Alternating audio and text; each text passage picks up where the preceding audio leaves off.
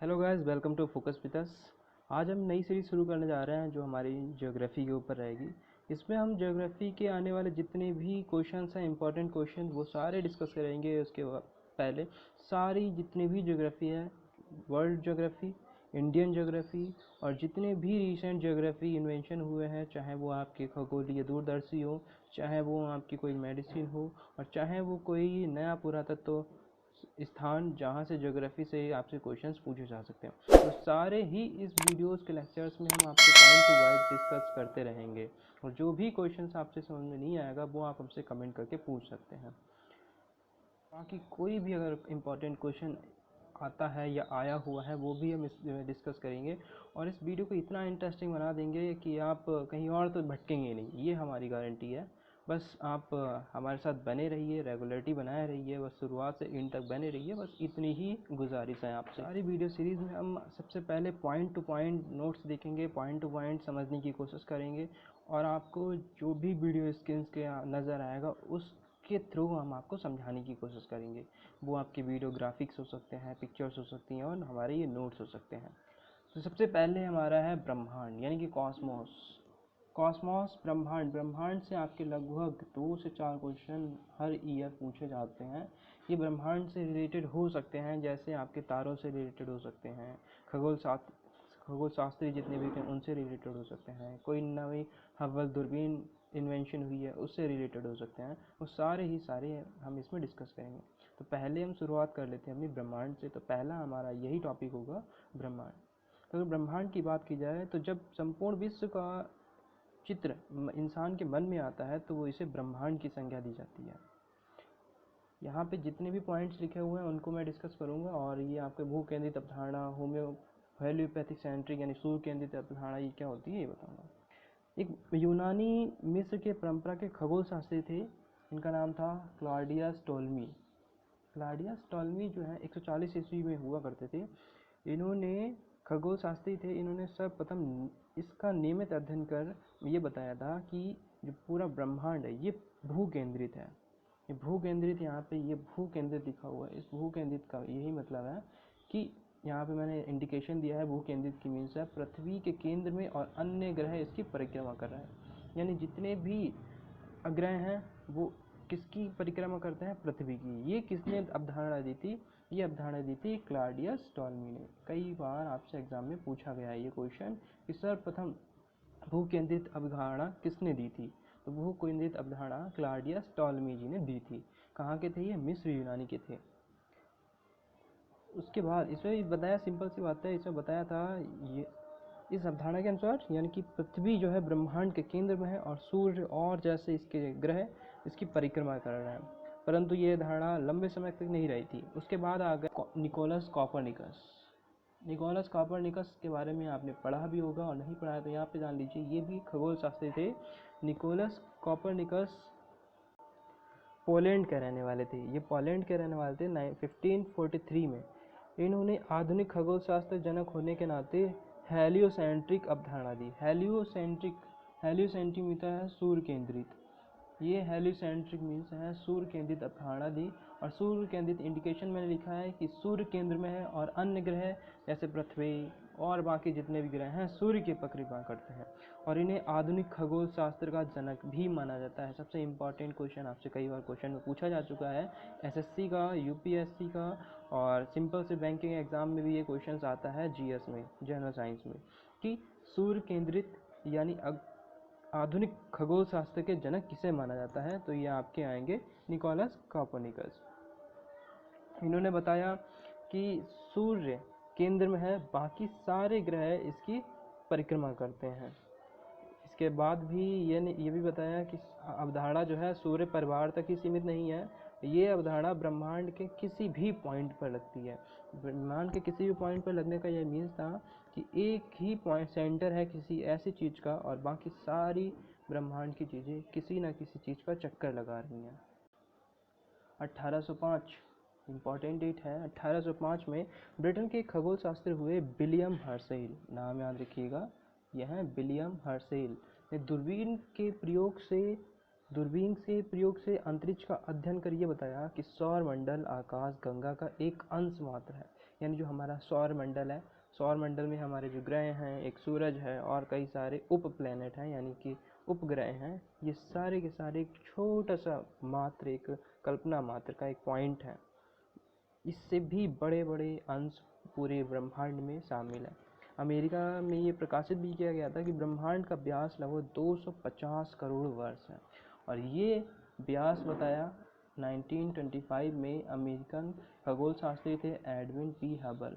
ब्रह्मांड की अवधारणा में बहुत सारे परिवर्तन हो चुके हैं, बहुत सारी अवधारणाएं आ चुकी हैं, परंतु इसकी उत्पत्ति की व्याख्या के संबंध में बहुत सारे संबंधित सिद्धांत भी हैं।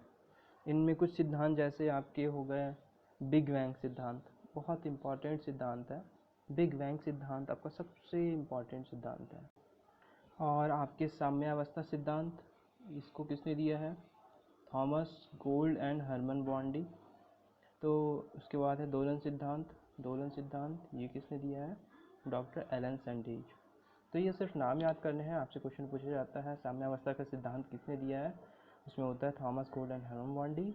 और बिग बैंग सिद्धांत ये किसने दिया है? बेल्जियम के थे ये, जॉर्ज लेमेथियर। बेल्जियम के जॉर्ज लेमेथियर ये बिग बैंग सिद्धांत के करता है। ये सारे बहुत इंपॉर्टेंट नेम हैं, इन्हें याद कर लीजिए। जैसा कि अभी हमने सबसे इम्पॉर्टेंट पॉइंट्स पढ़ा, यानी कि सिद्धांत, यानी कि ब्रह्मांड की उत्पत्ति से संबंधित जितने भी सिद्धांत थे वो यहाँ पे 3 हमने पढ़ लिए। बिग बैंग सिद्धांत बेल्जियम के जॉर्ज लेमेथियर, ये सबसे इम्पॉर्टेंट सिद्धांत है, इससे ही आपके सबसे ज़्यादा क्वेश्चन आएंगे और इसी के बारे में हम आपको बताएंगे। उसके बाद साम्यावस्था सिद्धांत Thomas Gold and Herman Bondi. दोलन सिद्धांत डॉक्टर एलन सैंडविच। बस इनके नाम याद कर लीजिए, किसने प्रतिपादित किया यानी इसे किसे बनाया है। अगर बिग बैंग सिद्धांत की बात की जाए तो बिग बैंग सिद्धांत जो है ब्रह्मांड की उत्पत्ति के संबंध में सबसे सर्वाधिक मान्यता प्राप्त वाला सिद्धांत है। इस सिद्धांत का प्रतिपादन जैसे बेल्जियम के आपके खगोल शास्त्री हैं और ये पादरी भी रह चुके हैं, इनका नाम है जॉर्ज लेमेथियर, इन्होंने किया था। और इन्होंने बताया कि बिग बैंग के सिद्धांत के अनुसार लगभग 13.8 अरब वर्ष पहले, मतलब ऐसा हो जाए लगभग 13.8 बिलियन ईयर्स है वो, ठीक है, इसे मान सकते हैं। ब्रह्मांड एक अत्यधिक सघन एवं उच्च तापमान वाला, बहुत ज़्यादा हाई टेम्परेचर वाला एक बहुत बड़ा उल्का पिंड था, जिसे सिंगुलैरिटी कहा जाता है।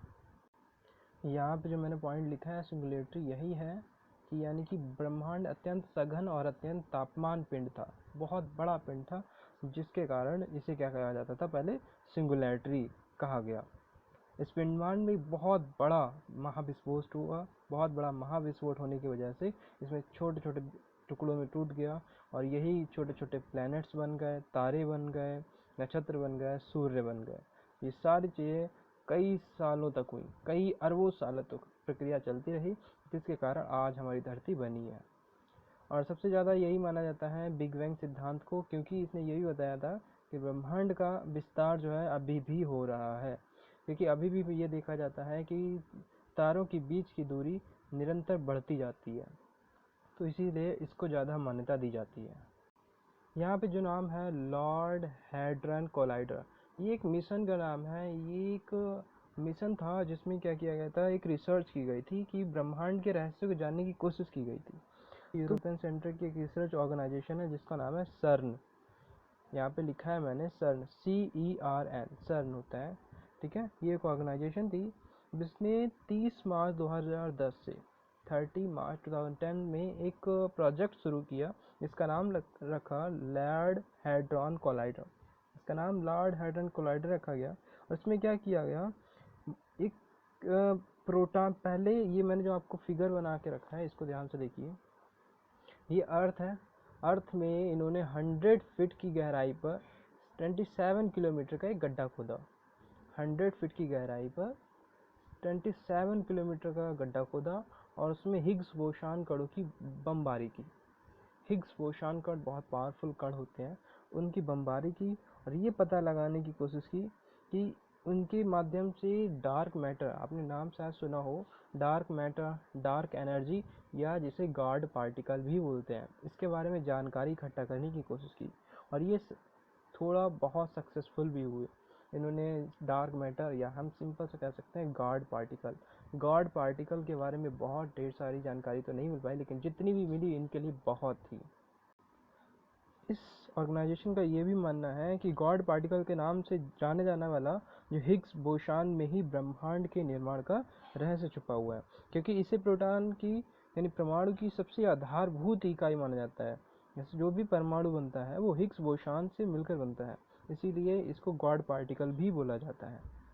तो जो हमारी शरण है इसने 4 जुलाई 2012, यहाँ पे डेट है आपकी इम्पोर्टेंट, 4 जुलाई 2012 में हिग्स बोशान के समान सब एटॉमिक पार्टिकल की खोज की थी।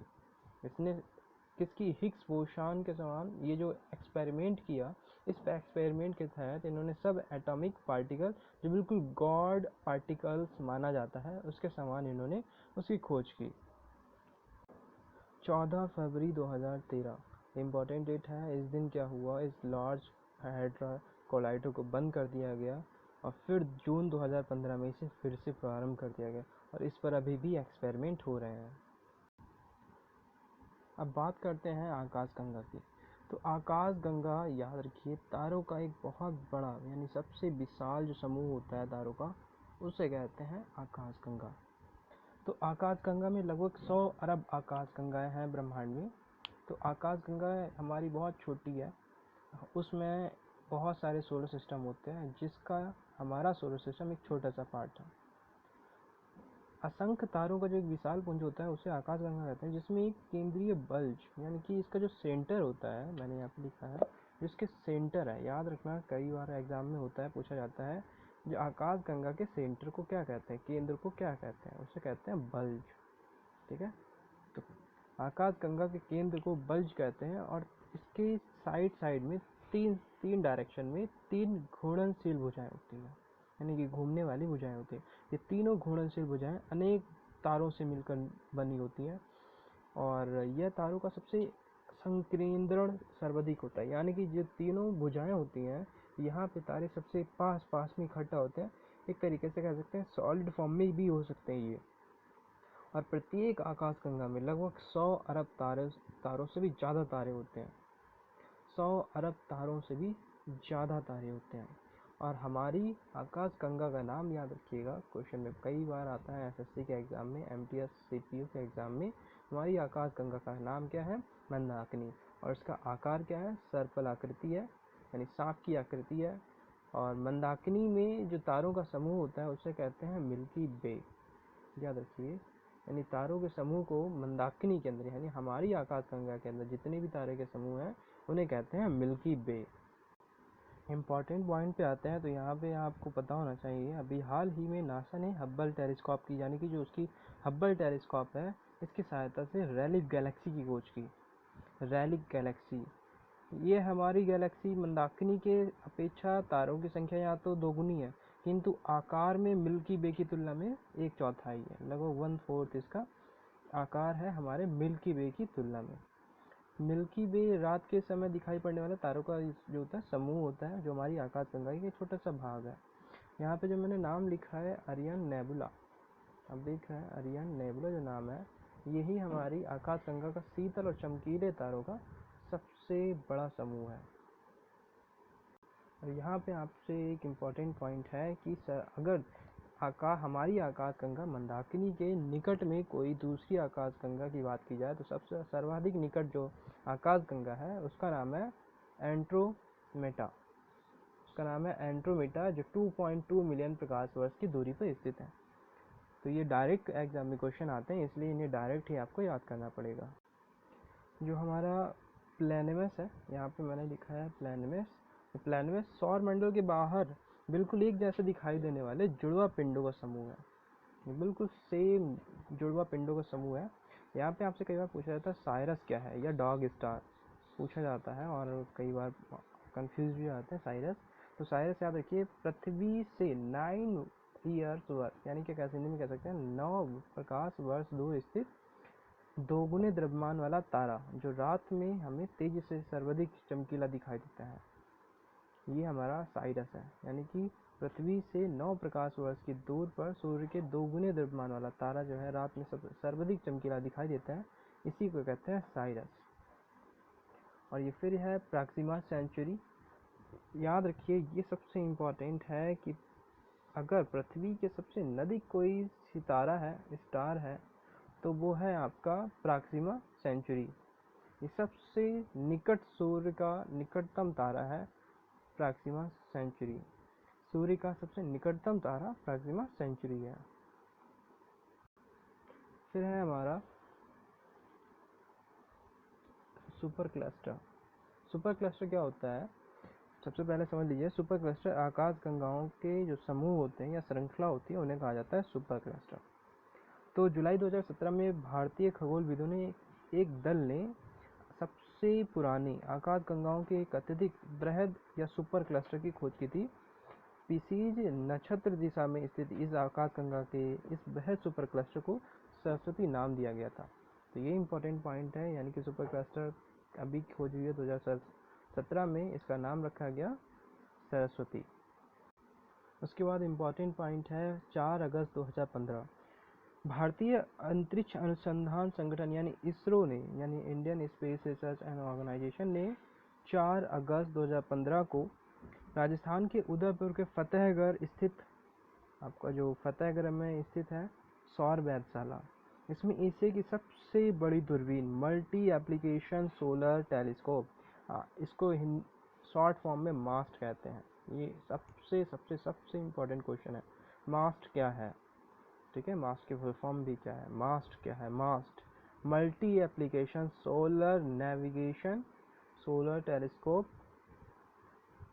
समझ गए? तो इंडिया की अब तक की सबसे बड़ी टेलीस्कोप है राजस्थान के उदयपुर के फतेहगढ़ में, इसकी जो सौर वेधशाला है वहाँ पे इसरो ने इसको 4 अगस्त 2015 में इन्वेंशन किया था। तो ये सबसे इम्पोर्टेंट आपके लिए है। अब जब हमने इंडिया की बात कर ली है, इंडिया की सबसे बड़ी दूरबीन हमारी टेलीस्कोप है मास्ट, तो फिर पूरे वर्ल्ड की कर लेते हैं। तो अभी 2017 की बात है, इससे पहले 2017 में फास्ट यानी 500 metre aperture spherical radio telescope, ये चीन द्वारा सबसे बड़ी विश्व की खोजी गई दूरबीन है। 500 metre aperture spherical radio telescope, ठीक है। और नासा ने स्पिट्जर अंतरिक्ष टेलीस्कोप द्वारा ट्रैपिस्ट वन नामक एक सौर मंडल को खोजा है, जिसका नाम इस चिली में स्थित रोबोटिक टेलीस्कोप ट्रैपिस्ट के नाम से रखा गया। तो ये जो आपका ट्रैपिस्ट है ये नासा द्वारा खोजा गया है, और ये किसके नाम पे रखा गया? चिली में एक रोबोटिक टेलीस्कोप है ट्रैपिस्ट, उसके नाम पे ये इस सौर मंडल का नाम रखा गया है। और यहाँ पे एक और आपकी दूरदर्शी है जिसको अंतरिक्ष दूरदर्शी बोलते हैं। ये विश्व की सबसे बड़ी अंतरिक्ष दूरदर्शी है और ये दूरदर्शी नासा के पास है। तो हमने यहाँ पे अभी 2 इम्पॉर्टेंट पढ़ी। पहली है मास्ट, जो इंडिया की है, ये आपको 100% याद रखनी है। मास्ट की फुल फॉर्म एशिया की सबसे बड़ी दूरबीन है मल्टी एप्लीकेशन सोलर टेलीस्कोप मास्ट। चाइना की पूरे वर्ल्ड की सबसे बड़ी दूरबीन, केवल सबसे बड़ी दूरबीन जो बाहर की चीज़ों को देख सकता है। लेकिन अगर अंतरिक्ष की सबसे बड़ी दूरदर्शी पूछी जाए, ठीक है, अंतरिक्ष दूरदर्शी, तो वो है जेम्स वेब, जो यूएसए नासा के पास है। ये पॉइंट्स आपको याद रखने हैं। एग्जाम में आता है गोल्डिक लॉक जोन क्या है? गोल्डिक लॉक जोन ये क्या है? तो गोल्डिक लॉक जोन समझ लीजिए, ये किसी सौरमंडल का जो तारा है, जैसे यह सूर्य है, तो वहाँ से एक निश्चित दूरी ली जाती है, निश्चित दूरी ली जाती है, और ये देखा जाता है कि निश्चित दूरी में जितने भी ग्रह हैं उन ग्रहों में जीवन है या नहीं है।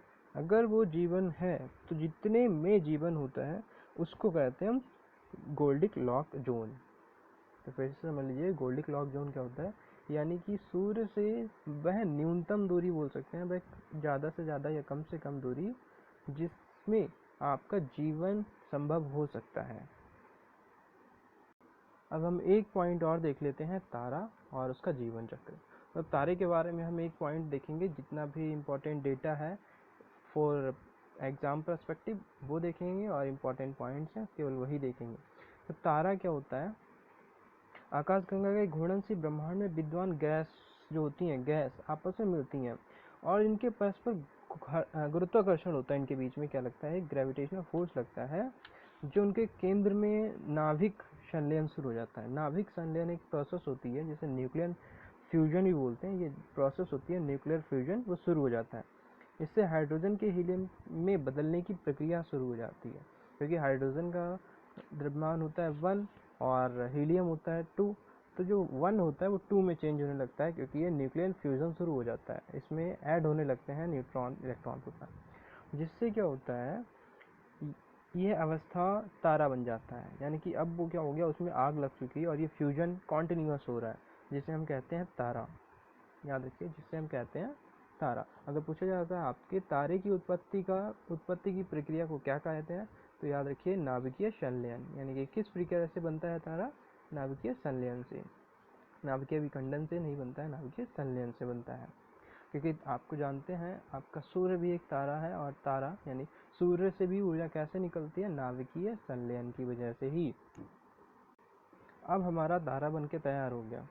केंद्र का हाइड्रोजन जो है धीरे धीरे समाप्त होने लगा है। क्या बनने लगा है, हीलियम बनने लगा है। जिससे क्या होता है, अगर हाइड्रोजन समाप्त हो रहा है तो केंद्र का जो भाग है संकुचित होकर वो गर्म हो जाता है, बहुत ज़्यादा गर्म हो जाता है, और हाइड्रोजन का हीलियम में बदलना धीरे धीरे जारी ही रहता है। जिससे तारा जो है धीरे धीरे ठंडा होकर लाल दिखाई देने लगता है, बहुत ज़्यादा रेड हो जाता है तारा, और इसी समय को हम कहते हैं रक्त दानव। क्वेश्चन में आता है कि रक्त दानव क्या है, तो रक्त दानव ठंडा तारा जो लाल दिखाई देता है उसे कहते हैं रक्त दानव। इस पॉइंट को आप याद रखिए। अब जब तारा ठंडा हो गया, इसे कह दिया हमने रक्त दानव। इसके बाद क्या होता है, हीलियम कार्बन में, यानी जब हीलियम भी ठंडी होने लगती है तो हीलियम किस में चेंज होगी, कार्बन में। और कार्बन भारी पदार्थों, यानी कि कार्बन भी किस में चेंज हो रहा है, भारी पदार्थ जैसे लोहा, कॉपर, अन्य पदार्थों में चेंज होने लगता है। इसके फलस्वरूप जो है, यानी कि इसके परिणाम स्वरूप इसमें बहुत तेजी से विस्फोट होता है, जिसे कहते हैं हम सुपरनोवा विस्फोट। ये इम्पॉर्टेंट है आपके लिए। तारे में जब तेजी से विस्फोट होता है तो इसे कहते हैं हम सुपरनोवा विस्फोट। ये कब, दो प्रोसेस हमारी कंप्लीट हो गई, एक तो नाभिकीय संलयन कंप्लीट हो गया है, दूसरा हमारा रक्त दानव यानी बन चुका है। धीरे धीरे हीलियम सूख रही है, हीलियम सूख कर क्या बन गई है, कार्बन। कार्बन से लोहा बन रहा है या अन्य मटेरियल्स बन रहा है, एलिमेंट्स बन रहा है, और उनके विस्फोट से बन रहा है, तारे में विस्फोट हुआ, और जिसे बोला सुपरनोवा विस्फोट, जिससे बहुत तेजी से रोशनी चमकती हुई दिखाई देती है। यहाँ पे एक इम्पॉर्टेंट है पॉइंट, वो आपके लिए है चंद्रशेखर सीमा। इस चंद्रशेखर सीमा को समझ लीजिए एक बार फिर से। 2 से 3 मास ऑफ सन का 1.4 टाइम्स, 1.4 टाइम्स अगर मास किसी का है तो वो चंद्रशेखर सीमा कहलाती है। अब उसमें होता क्या है, जब सुपरनोवा विस्फोट हो गया, यदि तारों का, यानी जो छोटे छोटे तारे हैं, इनका द्रव्यमान यानी चंद्रशेखर सीमा से क्या है, कम है, तो वह की नाभिकीय ऊर्जा भी खो देते हैं और बिल्कुल वाइट हो जाते हैं, बिल्कुल सफ़ेद हो जाते हैं। इसीलिए कहते हैं इन्हें श्वेत बामन। ये क्वेश्चन यूपीपीएससी में 3 बार पूछा जा चुका है, और 2019 के यूपीपीएससी में ये क्वेश्चन आया था। श्वेत बामन क्या है, डायरेक्ट क्वेश्चन यही पूछा गया था, श्वेत बामन क्या है।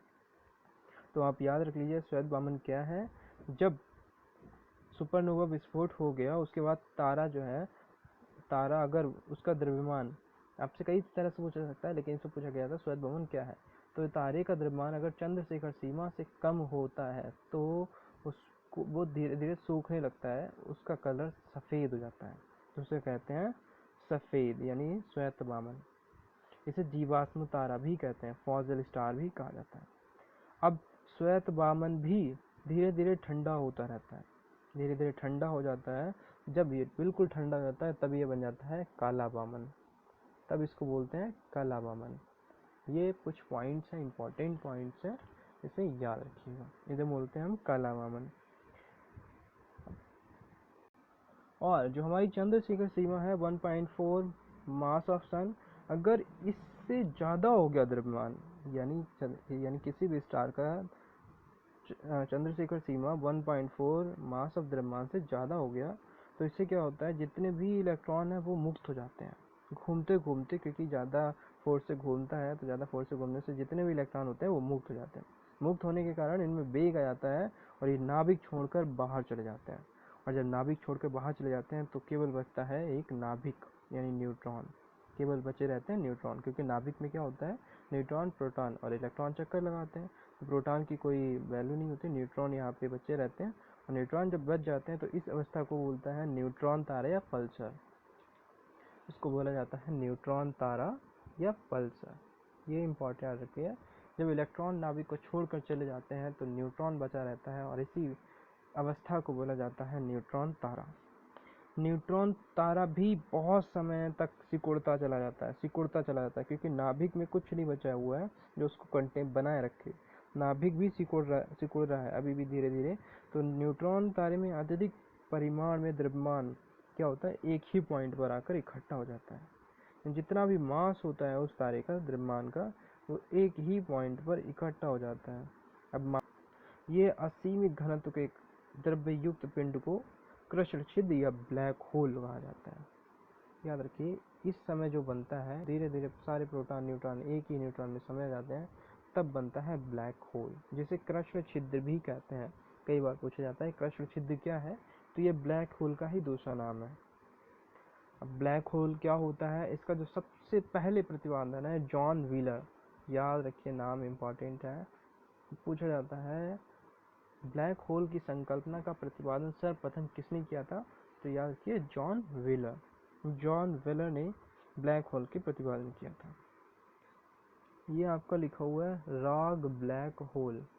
तो ये राग ब्लैक होल क्या होता है, राग ब्लैक होल मतलब दो या दो से अधिक अगर ब्लैक होल एक ही जगह पे है तो उसको कहते हैं राग ब्लैक होल।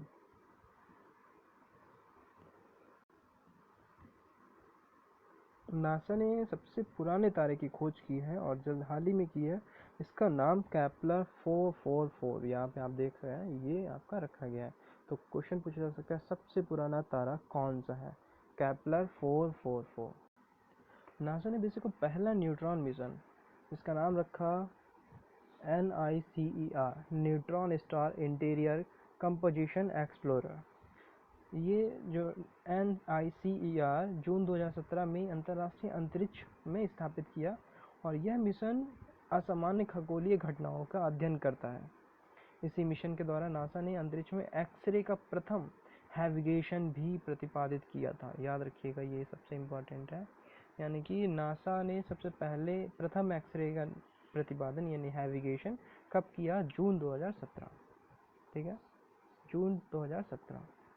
और इसमें जो आपका लिखा हुआ है 2018 में इकारस, तो ये क्या था, नासा द्वारा अप्रैल 2018 में हबल, जो उनकी सबसे अंतरिक्ष दूरबीन थे, सबसे बड़ी दूरबीन है, उसकी सहायता से इकारस नामक ऐसे तारे की खोज की जो ब्रह्मांड में अब तक देखेगा सबसे तारों में से सबसे दूर है। आपसे सबसे इम्पोर्टेंट क्वेश्चन बन सकता है कि पृथ्वी से सबसे दूर तारा कौन सा खोजा गया है, और जो हाल ही में खोजा गया सबसे दूर तारा है आपका इकारस, जो 2018 में इसकी खोज की गई है।